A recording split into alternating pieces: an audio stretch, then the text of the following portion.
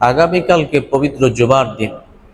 জুমার দিনের জন্য একটি দোয়া আল্লাহর কাছে সব সময় করুন, যেই দোয়াটি থেকে কেউ ফিরে থাকবেন না। আল্লাহর কাছে এই প্রার্থনা করুন, বলুন, হে আল্লাহ, আপনি আমাকে জুমার দিনে মৃত্যু দিয়েন।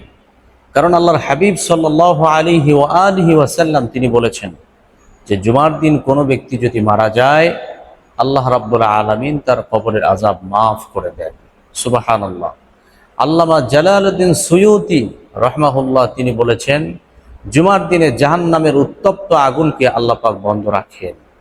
এজন্য জুমার দিনে কবরের আযাব আল্লাহ মাফ করে দেন। তাই আসুন আল্লাহর কাছে প্রার্থনা করুন যে হে আল্লাহ, আপনি আমাকে মৃত্যু তো দিবেন, তাহলে আপনি আমাকে জুমার দিনে মৃত্যু দিয়েন। আপনি আমাকে জুমার দিনে মউত দিয়েন, মৃত্যু দিয়েন। আল্লাহর কাছে প্রার্থনা করুন। ওমা তৌফিকি ইল্লা বিল্লাহ।